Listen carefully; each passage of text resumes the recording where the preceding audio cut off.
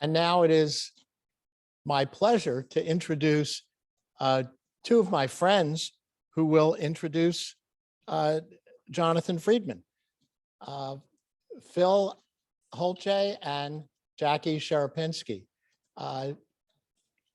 two of the amazing students that Jonathan schooled well and came and did an amazing job helping us to grow the organization.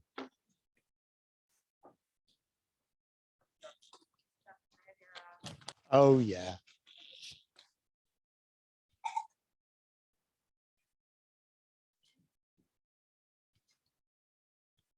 Matter which way.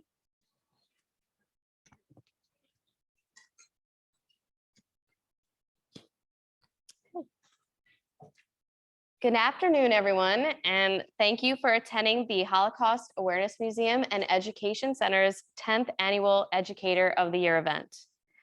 The purpose of this event is to honor exceptional leadership, dedication, and outstanding contributions to benefit the fields of Holocaust studies and education. This is really, sorry, I'm short. Today's honoree, Dr. Jonathan Friedman, Director of the Holocaust and Genocide Studies program at Westchester University, is an exceptional professor, leader, and writer who not only contributes to the field of Holocaust and genocide studies, but pushes its boundaries and challenges concepts and notions and brings light to new research that has historically been whitewashed. Dr. Friedman obtained its PhD in history from the University of Maryland, College Park.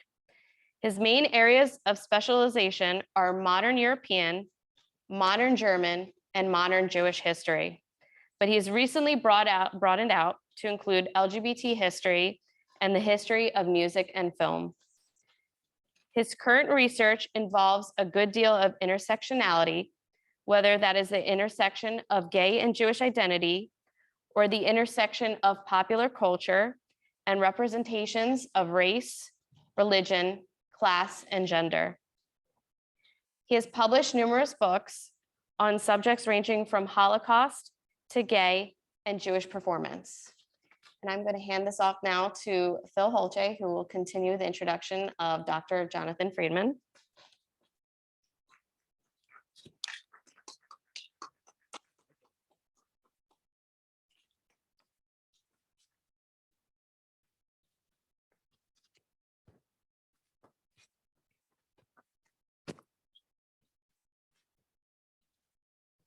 As some personal background, Jackie Sherapinski and I graduated at Westchester University. Did I turn that off?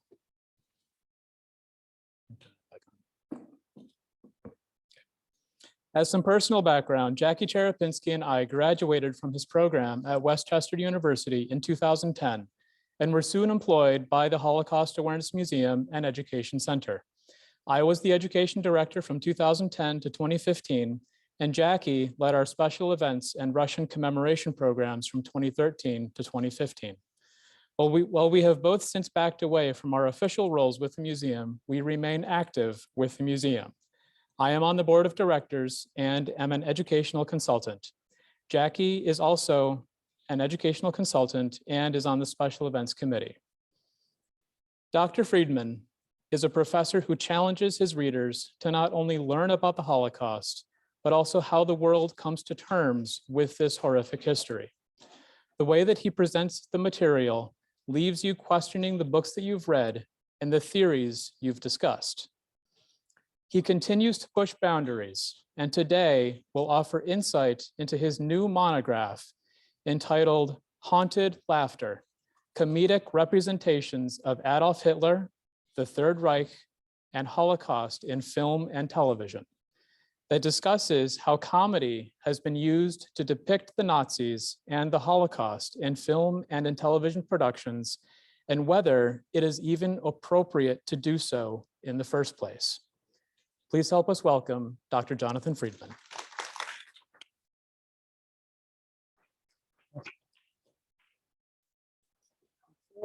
Before Jonathan speaks, we have an award, and I will read it. The Holocaust Awareness Museum and Education Center salutes Dr. Jonathan Friedman, Director of Holocaust and Genocide Studies and Professor at Westchester University, with the Excellence in Education Award for his continued efforts to educate current generations about the Holocaust by his authoring, teaching, and consulting with the United States Holocaust Memorial Museum, Shoah Visual History Foundation, and beyond. Presented by the Holocaust Awareness Museum, May 15th, 2022. Thank you very much. Thank you so much. I am truly overcome and humbled by this award. I'd like to thank Jeff and Ruth and Chuck, Abby, Phil, and Jackie for that lovely introduction.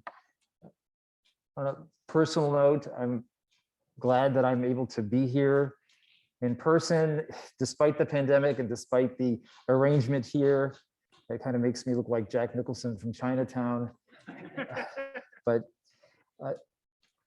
I'm happy I'm here with my family, my wife Leslie, my daughters Maya and Tess. It's at a time like this that I wish my father were around, Saul Friedman. He was a Holocaust educator in Ohio for nearly 50 years, and his entire career was foundational for me. And there isn't a day that goes by when I'm teaching or writing that I don't acknowledge in some way that influence and that debt. The past several years have been so difficult for us, individually, collectively, from the pandemic and the assault on science and democracy, to the shootings at the Tree of Life Synagogue and the Poway Synagogue, to the current war crimes that are being committed in Ukraine. These events more than confirm the necessity of a program in Holocaust and Genocide Studies. And I've been fortunate to be a part to lead a program at Westchester since 2002. My goal for the program has been universal. It's intended as a place where narratives of marginalized and persecuted populations could be shared, and where these otherwise invisible communities would be empowered and made visible. And the research area in which I specialize, which is the intersection of the performing arts and Jewish studies, is a field that serves both of these aims. I've always been interested in the impact of larger, more abstract forces on ordinary people, and I wrote my dissertation on the interaction of neighbors in several German communities during the Third Reich. But as someone who was trained in music, who actually initially wanted to go into music as an undergraduate, I've been intrigued about incorporating media studies, popular culture, and the performing arts into my research agenda. This was heightened when I worked as a historian on exhibitions at the United States Holocaust Museum, and especially when I had the chance to work as an advising historian at Steven Spielberg's Survivors of the Shoah Foundation. I remember, and Abby, I think we can start the PowerPoint. We can get to this film. I remember in 1999 watching this great film by Mike Leigh, Topsy Turvy, which is basically a comedic behind-the-scenes story of Gilbert and Sullivan's Mikado. If you're not familiar with this movie, you really should watch it. It's one of my all-time favorites. And while I was watching it, I was thinking I wanted to find a similar kind of performance piece that had humor, but had serious commentary, behind-the-scenes drama, and that told an important story about Jewish resistance in the arts against Hitler and the Nazis. And I stumbled upon such an example in Max Reinhardt's 1937 Broadway opera, The Eternal Road, whose libretto was written by the Austrian Jewish writer Franz Werfel, and whose music was composed by Kurt Weill. The larger-than-life and very serious biblical musical ran for only a few months on Broadway and has basically vanished from popular memory. But it revealed so much about the diversity of Jewish identity and how the arts can be a forum to contest discrimination. While I was finishing up the book on The Eternal Road, I was in the middle of watching Mike Nichols' version of Tony Kushner's play, Angels in America. And this led me to another project, looking into the intersection of LGBT and Jewish identity in film and theater, where both have converged in some of the most influential performance pieces of the past 50 years, many of them comedic, most notably William Finn's Falsettos and Harvey Firestein's Torch Song trilogy. Comedy as a tool to uplift and disarm has a long history among Jews. As Columbia professor Jeremy Dauber so elegantly traced in his book, Jewish Comedy. And the subject, which had occupied only the margins of my previous research, moved to the forefront with my latest publication, which has already been introduced, Haunted Laughter. The book addresses a very serious question. Is it ever appropriate to engage the Holocaust through the medium of comedy? I felt the need to ask and then address this question after seeing a flood of Holocaust-themed humor in films and television that appeared in the latter half of 2019. In July of that year, Jeff Ross's Netflix series, Historical Roasts, featured a fictional Anne Frank on the hot seat, taking barbs from Gilbert Gottfried as Hitler and John Lovitz as FDR. In the fifth and final season of the groundbreaking series Transparent, showrunner Joey Soloway ended with Judith Light's character Shelley, joined by the entire cast, singing an anti-Holocaust song, complete with the following lyrics: "We need a Joyacost for all the lives we lost." Then in November 2019, Taika Waititi premiered his comedy Jojo Rabbit, which focuses on a German boy who, despite having Hitler as an imaginary friend, ends up helping a Jewish girl in hiding. Fictional depictions of the Holocaust in drama have a contested history, encountering opposition from the likes of Elie Wiesel and Theodor Adorno.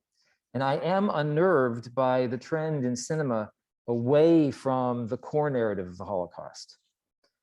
The appearance of and praise for Jojo Rabbit seemed to legitimize this trend, this pattern in filmmaking from the past decade that I would label comedic fantastic.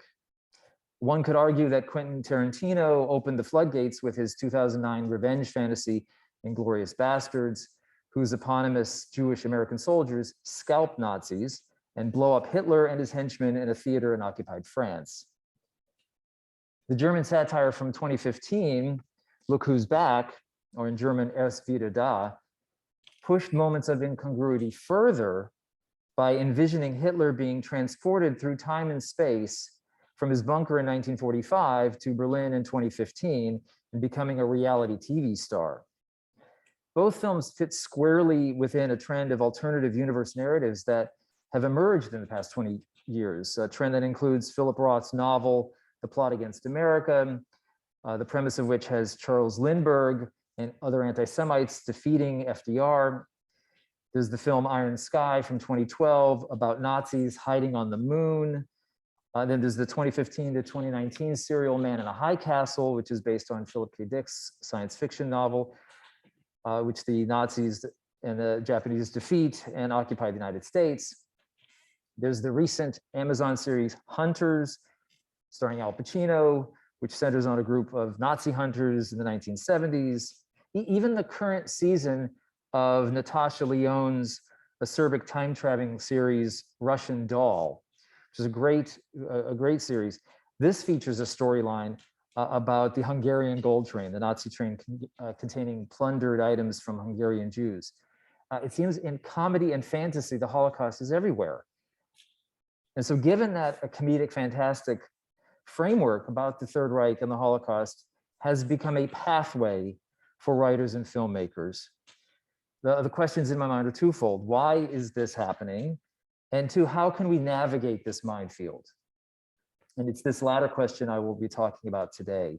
Through my analysis, I hope to achieve both an overarching framework for understanding the purpose of comedic productions on the Holocaust, and also a set of criteria for distinguishing what is inspirational and what is trivializing.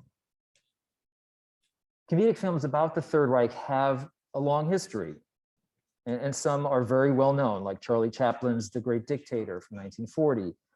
One of my personal favorites, Ernst Lubitsch's To Be or Not to Be, 1942, and Mel Brooks' Producers from 1967. However, comedies specifically about the Holocaust have been fewer and far between for obvious reasons, increasing in number only in the past 20 to 30 years.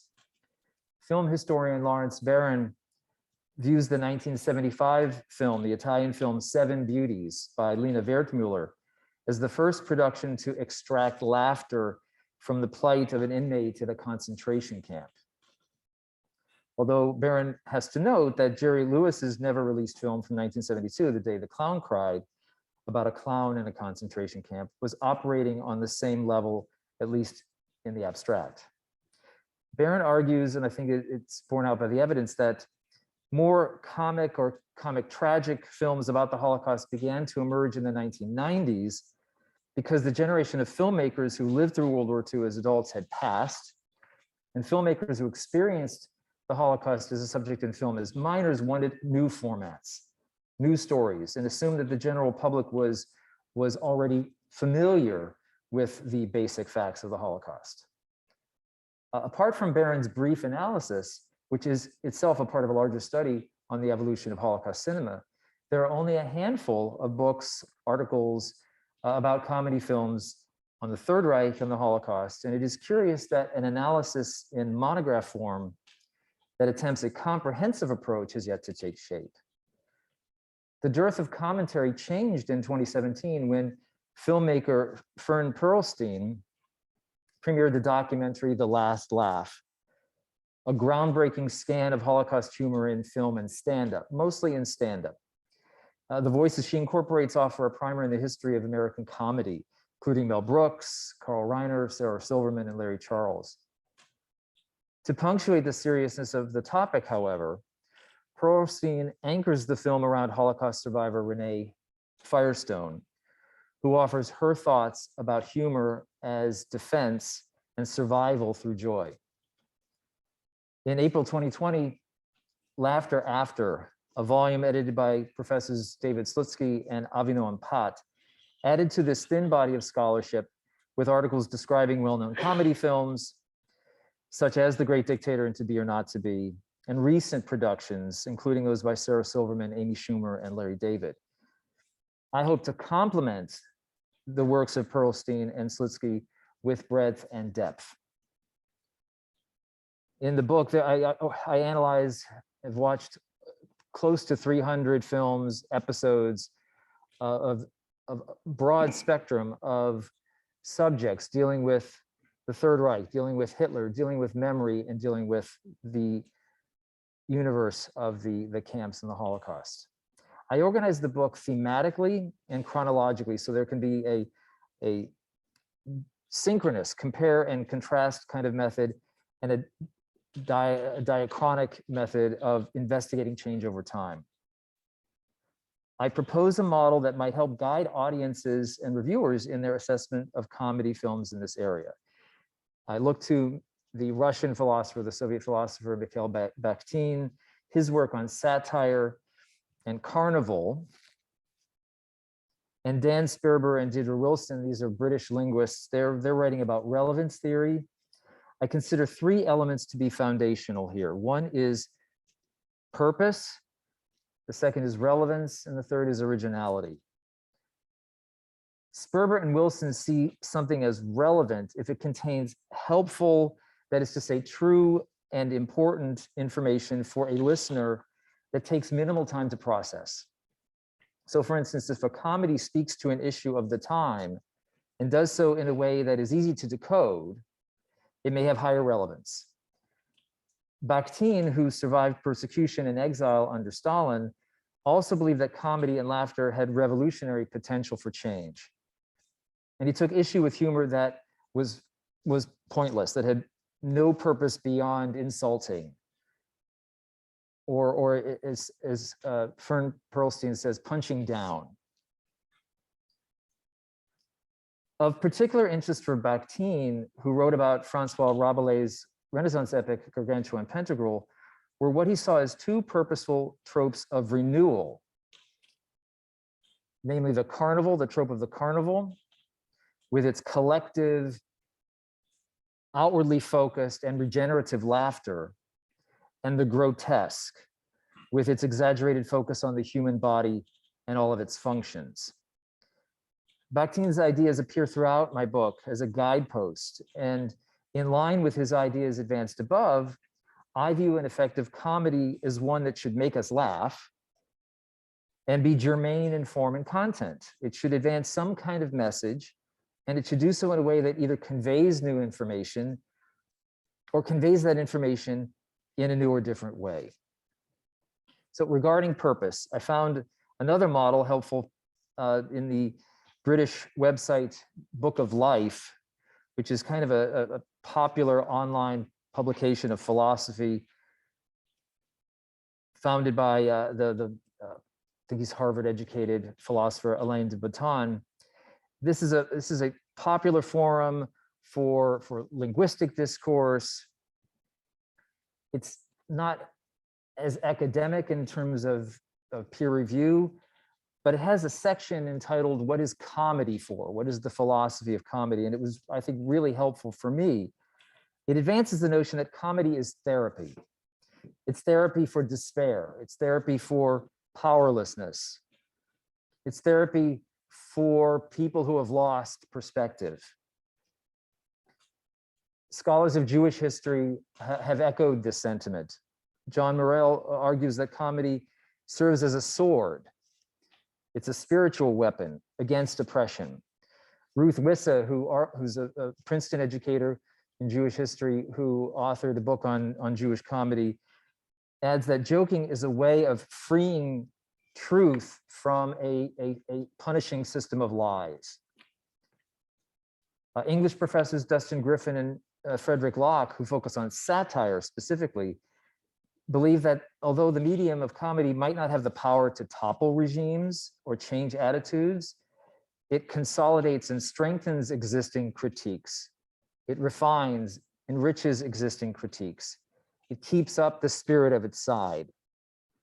And I was already thinking along similar lines, and I would also add that comedy can serve as a way of engaging in a discourse about memory, an extension of the idea that comedy is therapy for despair, but in a different, later temporal context, after the trauma.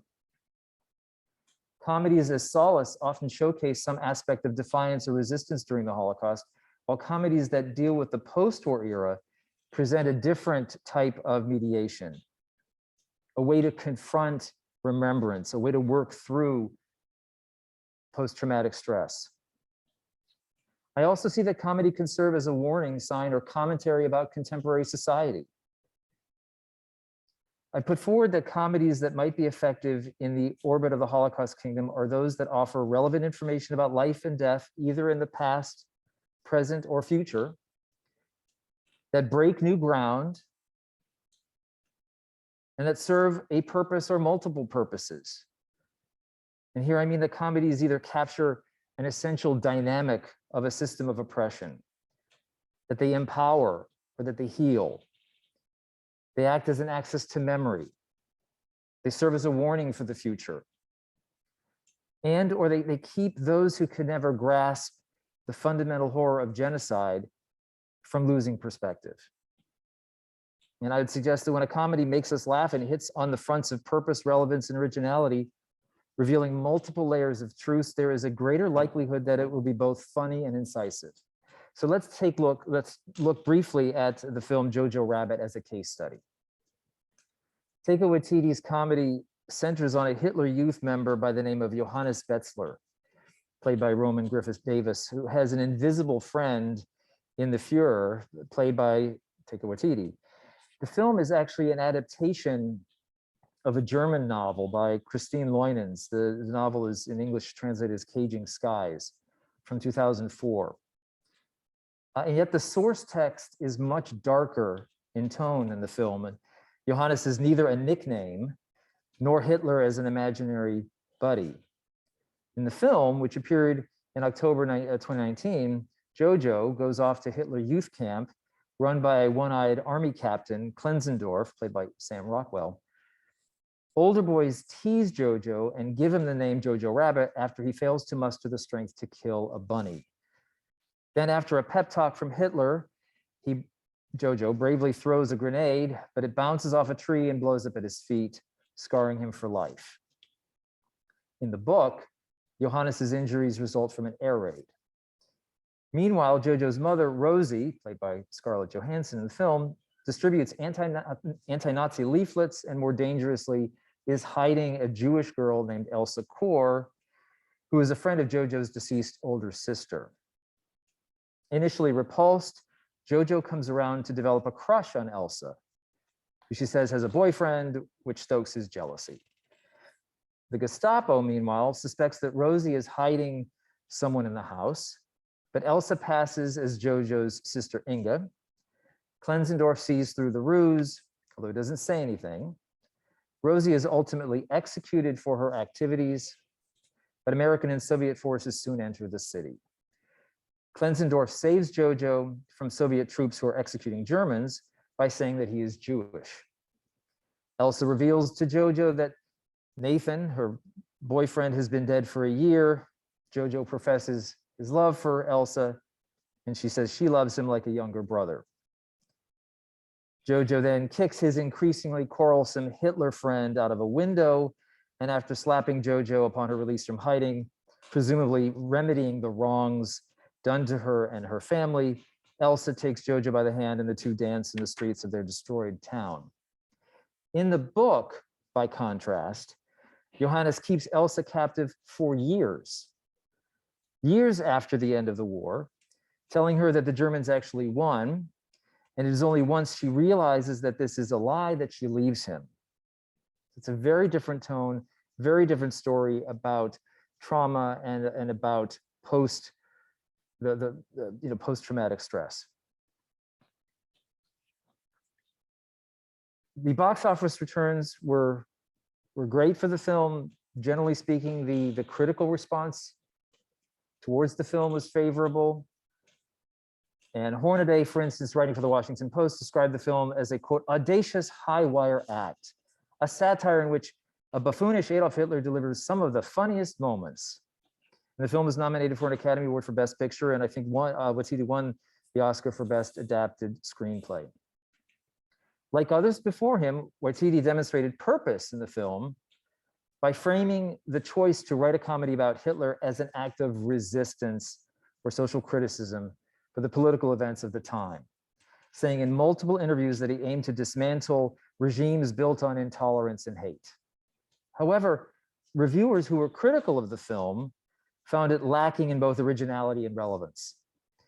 It was not that Waititi went too far with his satire, but that he did not go far enough in revealing continuities and prejudice in a way that, say, Sacha Baron Cohen does with his Borat series.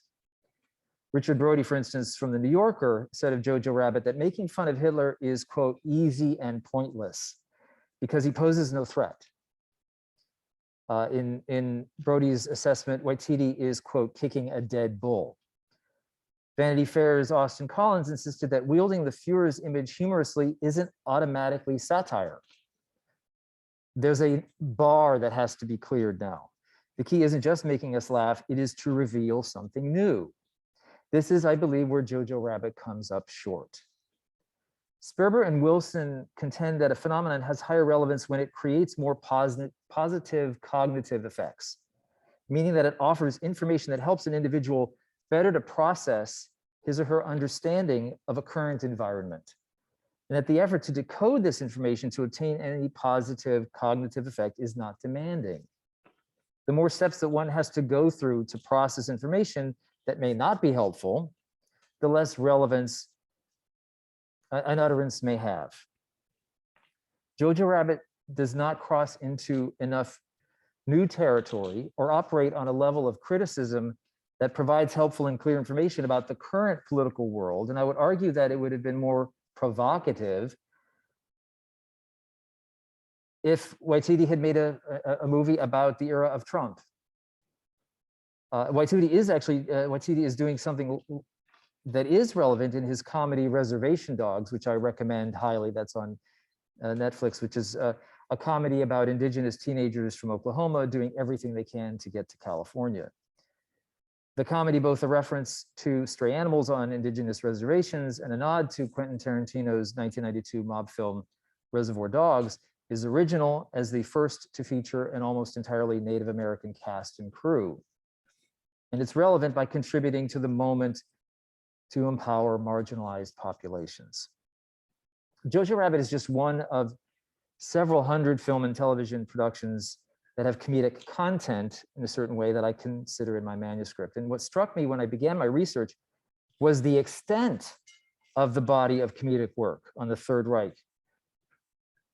One may dismiss this reality out of hand as insulting or immaterial or detrimental, but that would be incurious. It's not how academics operate. It would also go against, it would go against a fundamental premise of Holocaust scholarship. The phenomenon of comedy about the Nazi era is simply too vast to ignore. And while many of the productions that I include in my volume are of middling and really terrible quality, even they add to a body of work that has something to say about how people confront evil, how people confront suffering and tragedy.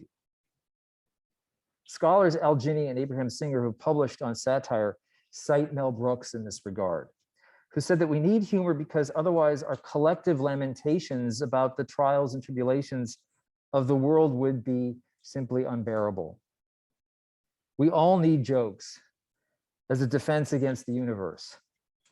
How then does my manuscript help to shed any additional light on the subject? What are the takeaways?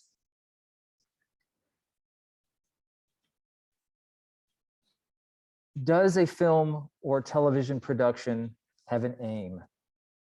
Does it soothe or defy? Does it speak to an issue that is part of its zeitgeist? Does it have an element of freshness or surprise in its narrative? Does it transgress or challenge boundaries? Does it get an audience to think? Does it reveal truth?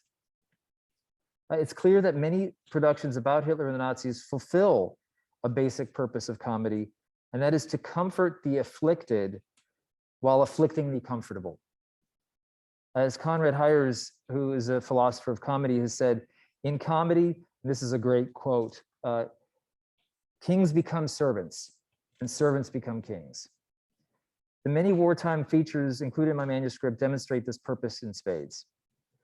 The anti-Nazi comedies of the 1930s and 40s emerged in an environment where the stakes were life and death, where jokes could be lethal, and where laughing may have been only a brief distraction, a brief act of defiance against an otherwise deadly reality. Humor in this context acknowledged and contested the qualities of Hitler as powerful, as evil, as the most profound danger to human civilization. In this instance, laughing was about taking power away from Hitler and the Nazis and reclaiming it for their victims. Comedies about the Holocaust, which center on the experience of victims, survivors, and their descendants, also constitute a form of resistance and healing. As Graham McCann maintains in his biography of Woody Allen, after the death camps, there are at least 6 million reasons not to laugh anymore, and at least 6 million reasons to try and laugh again. In many of the productions I've considered, one could also see laughter as symbolic of what Elie Wiesel has described as the limits of spoken language in articulating the experience of the genocide. His 1966 book, The Gates of the Forest, functions as a commentary on this. And again, I don't know, many of you are familiar with Night and the classic trilogy of Wiesel, but Gates of the Forest is an amazing piece of literature as well. The main character of the novel, a Jewish teenager by the name of Gregor, whose family leaves him in a cave to hide from the Nazis, encounters another person to whom he gives the name Gavriel. And Gavriel just laughs all the time. This laughter signifies both defiance and loss of language. Gavriel laughs because he can't describe the indescribable with the signs and codes that are known to him. So our film and television comedies' purpose to address serious issues of any less value or inherently more problematic than dramatic productions about Hitler, the Third Reich, of the Holocaust? Perhaps, but both are taking on the unknowable, and both are performance commodities with the same artifice and the same economy. Maybe film and television shows should never go down the path of exploring Nazism or genocide, but this is head in the sand thinking. Hitler and the Holocaust will continue to be a reservoir of ideas. And if this is the case, should there not be some thought direction instead of guidelines? Might the product, however tainted and compromised, elicit engagement with these important topics and be the beginning point to deeper inquiry? So with that question, I will end and open up to questions.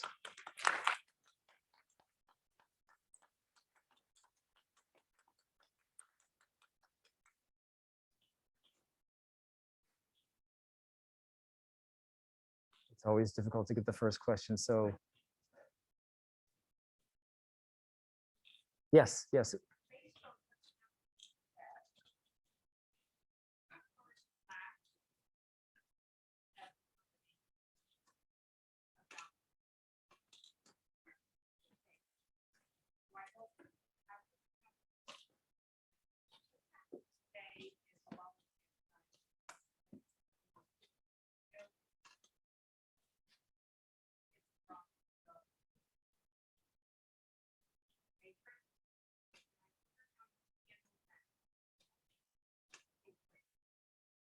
Oh, in a class or?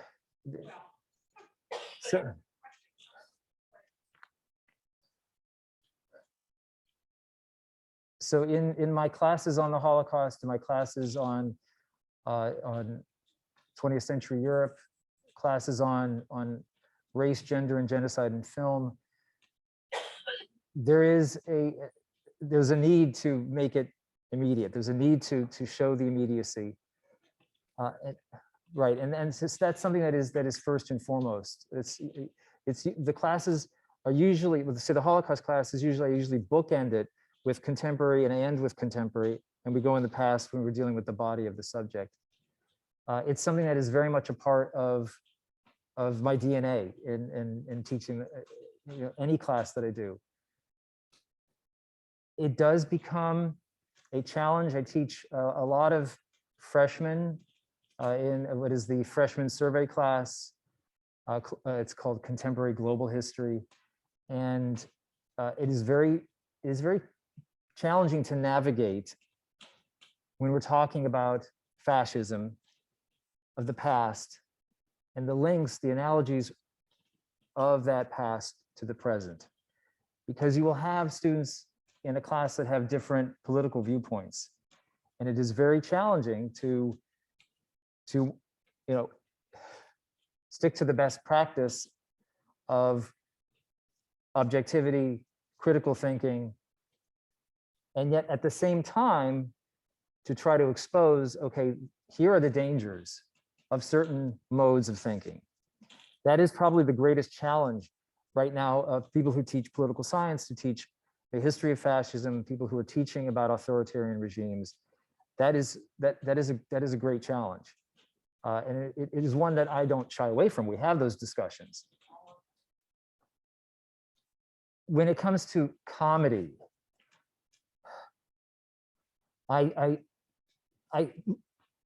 think back about how controversial a film like The Great Dictator, and especially To Be or Not to Be. The Great Dictator got a lot of praise.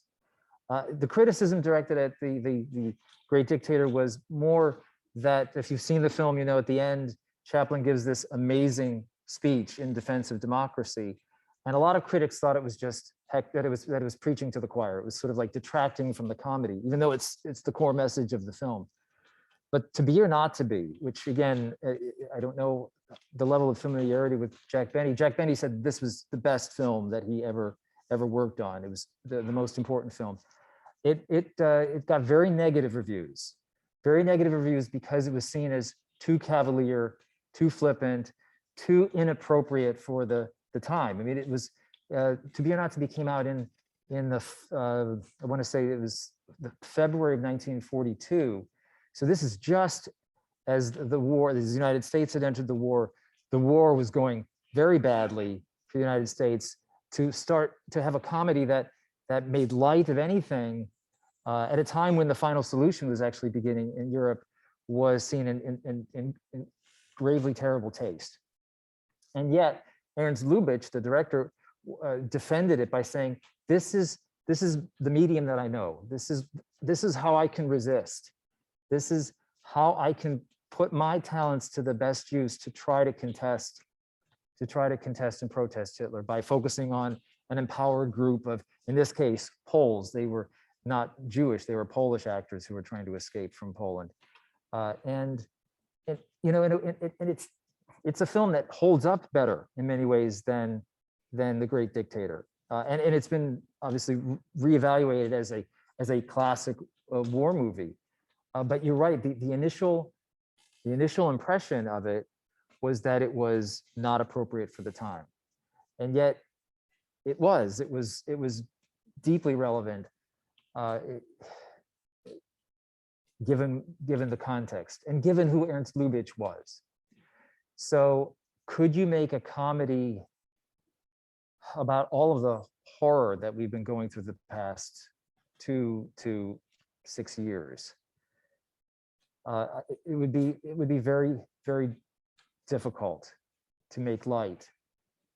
I do think someone like Adam Mackey is very effective in that. I think that his film, the Big Short, about the housing crash, and even Don't Look Up, are very relevant comedies. I think they're much more relevant than Jojo Rabbit. I think that Reservation Dogs is a way to empower through comedy an invisible community. You can do it in a way if you're punching up, if you are attacking the aggressor. It's when you are punching down, if you are attacking or insulting victims and that's your only purpose, then that's problematic, because then that will feed the other side. That will feed the hate on the other side. But so great, umbrella question about the challenges that I face when I'm dealing, just leave comedy aside, when I'm dealing with contemporary politics in a classroom today. Yes, Tanya. So thank you for your presentation. And I sit here and because I am Black Southern, and I grew up with the saying that sometimes you have to laugh, not to cry. So I understand, but I understand the overall piece. I also teach a class called American History and Film. And so one of the people that you mentioned was Tarantino. So he, a few years ago, he made a movie called Django Unchained. And it was starring Jamie Foxx, and it was talking about slavery and Candyland and the like story.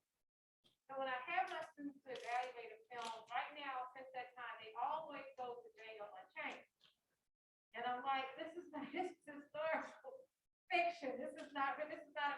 But they want to go there. And I'm going to tell you why I say that, but I want to add this piece on. So I grew up in the late 1970s. And one of the shows that are very popular on television was a sitcom called All in the Family, which was Archie Bunker. So he became a likable bigot. He was on a highly rated show. Everybody sort of, liked him. And the reason I'm putting those two together, here goes my question. Because what happens is it allowed people who have sentiment to use him as a projection, as a likable piece. And now I have this new generation that's looking at slavery, but it's silver line in Django Unchained, because the enslaved person sort of gets back at it. So I understand the use of comedy, but then how do you now not silver line a story through some of the pieces that actually make it more powerful, as opposed to challenging or an awareness? And Tarantino, I believe, did that for Inglourious Basterds. It was essentially the same playbook that he was going to. And I think Tarantino was problematic. And throughout my book, I'm trying to divine a purpose, something higher level. I get that from Taika Waititi, and I think that the Jojo Rabbit venue or the platform wasn't the best for him. I get the impression he also didn't really read the book. He just thought, oh, one sentence premise, and then he went with that and did something completely different. But Tarantino is always very cavalier. I'm trying to get something serious from him, just to say, look, I'm trying to challenge my audience to think differently, or to maybe have this again as the beginning point of a more serious study. It's like, no, he just wants to. He says he just wants to throw things up and see where that land. That's more dangerous. I agree with you, and that's why you have to kind of go through these motivations of the creators, of the authors of these pieces, and you have to say, okay, well, I think that's a problem. If your purpose is just to go out and make money and to put something in a Cuisinart and just mix it up, and that's all you do, I think you're going to have to answer for that. I think there's responsibility. The films have such global popular impact that there is responsibility that will come to that. And I think it's legitimate to say, well, there was nothing beyond that, beyond just shaking up the genre. I think you point out, Tanya, that that's dangerous. But that's where then you in a class, you have the discussion. You have the discussion to say this piece is different from this piece. Let's leave aside evaluation on Bloom's taxonomy, but from an analytical perspective, this is why these two pieces are different and should be looked at in a different way. Yes, yeah. What prompted you to study the Holocaust and the Holocaust?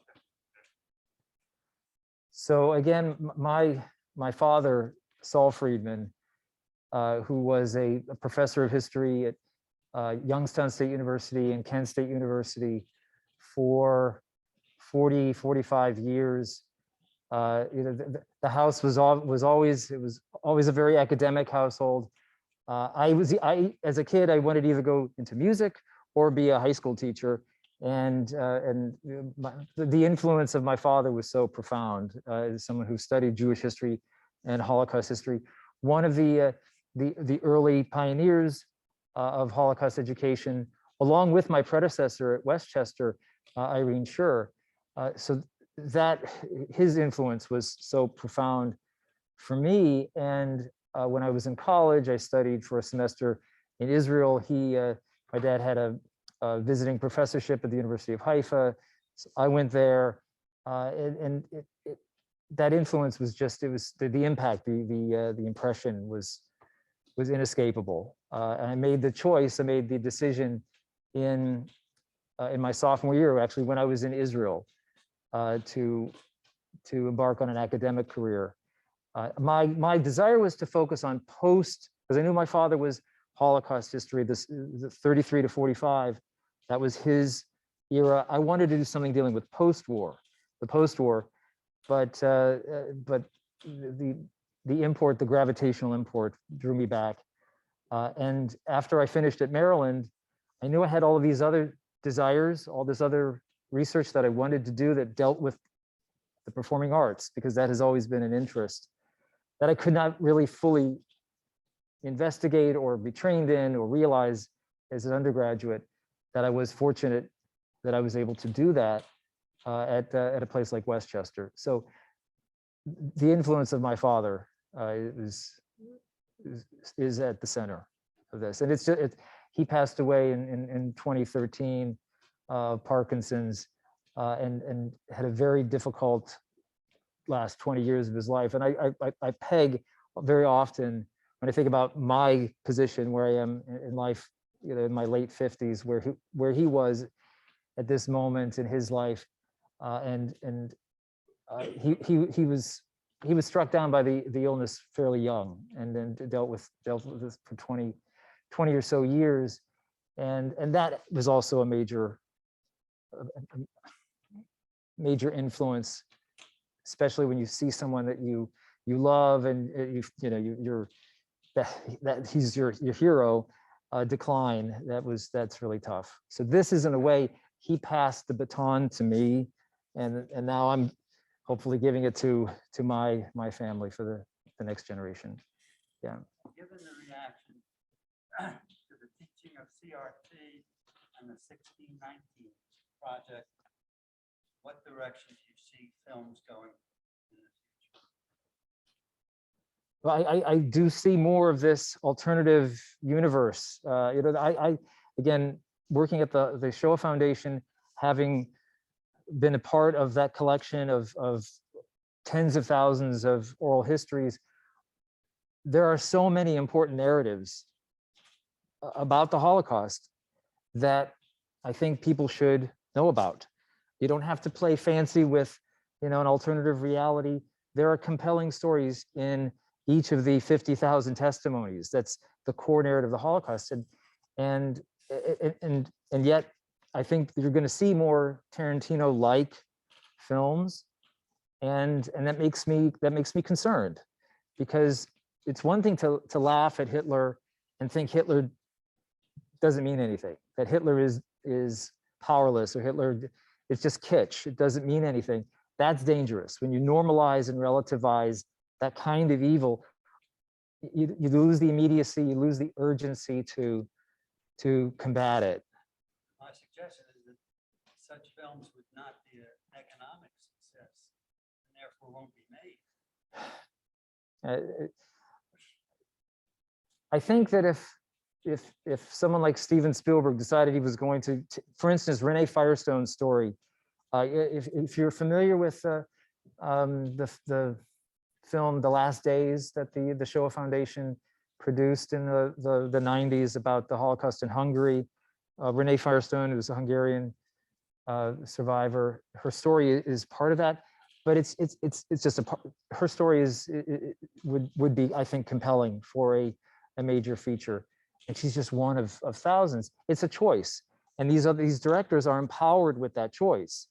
And again, if it's a comedy and a lot of people give Sacha Baron Cohen, think he's just horrifying, and actually in his last film Borat 2, he was nearly sued by, I don't know if you've seen the film, there's a segment where he goes into a synagogue dressed very incredibly anti-Semitic way, and he engages with a Holocaust survivor and then realizes that, oh, they're just nice little old ladies. And it is an important moment of self-realization.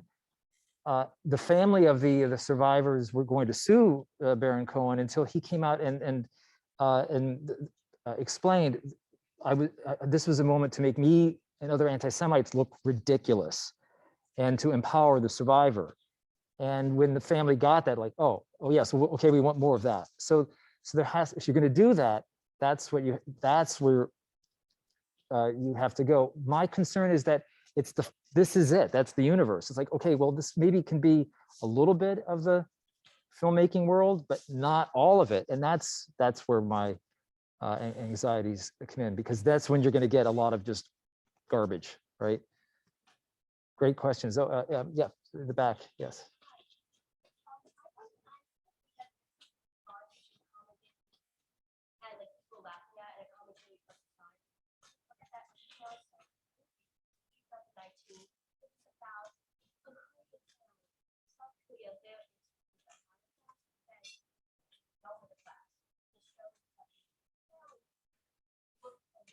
Families to dissolve differences. That's the Squid Game, if anyone has seen it. Oh, yeah. I think the American public has most did not get it. In Squid Game, it's about poor people's money, and it like games like Red Light, Green Light, and each time they lose, they die. And I think American media really did on that. I thought it was completely funny, and I think much about it.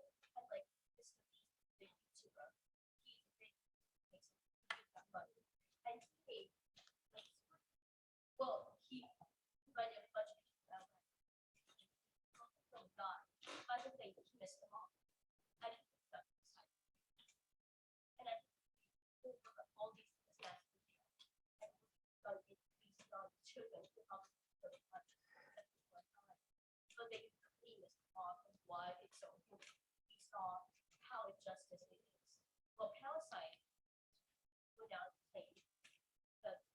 so well known. Just what- that's the difference that one director did it. And I'm not blaming the director. I know how they.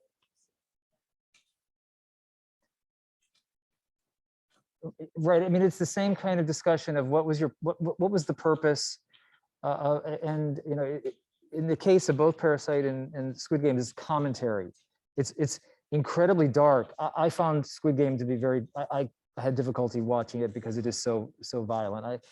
But it's commentary. It really hits you, you know, immediately in how contemporary society doesn't value human life, and that it's all about money, and so it's very difficult. I don't know if I would call it comedy, but it's definitely in that fantasy universe. And I guess I don't want to dismiss these films. There's too many of them, and there will be too many of them. My goal is to help people to try to discern, or to be discerning between effective and ineffective representations. My preference would be to have the cinematic output be balanced. That there's still so many stories that I think are important, meaningful, that should be told alongside. If you're going to have the Tarantinos and the Waititis, that's okay. I'm getting the. I think we have one more question. You have one more question? Or, yes, yeah. Is somebody going to make a movie about the only European country during World War II whose Jewish population actually increased? Not one Jewish citizen of that country was transported to Poland. Not one was killed. And they were all defended despite the fact that that country was allied with Germany. And you know what I'm talking about. Well, if you're talking about Albania, yeah. No, Bulgaria. Well, Bulgaria is controversial because of the portion of Thrace, the Bulgarian region of Thrace that was under Nazi occupation, where Jews, about 10,000 Jews were. Except again for the, so it depends on how you. I agree, though. I think that it would be great to do either a documentary or a feature on the Jews of Bulgaria. You couldn't do it without talking about the 10 or 11,000 Thracian Jews who'd been a part of Bulgaria who ended up being deported. So, I mean, Denmark would be, you know, having there are so many countries. We have a lot of films on France and obviously in Germany, Poland, but Denmark, I think Albania would be a really good one because, you know, a world of Islamophobia, and I think that, or talking about some of the North African countries, I think that would be very helpful as well. Well, thank you so much again. Thank you so much. This was amazing. He was amazing. Thank you all for coming. I'm sure he's going to hang out for another short while. And if you have any questions, please talk to Jonathan. Thank you so much for coming. And we're just going to continue our mission. Thanks a lot. Thank you, sir. Jeff, that was so great. How did it? Everything went great.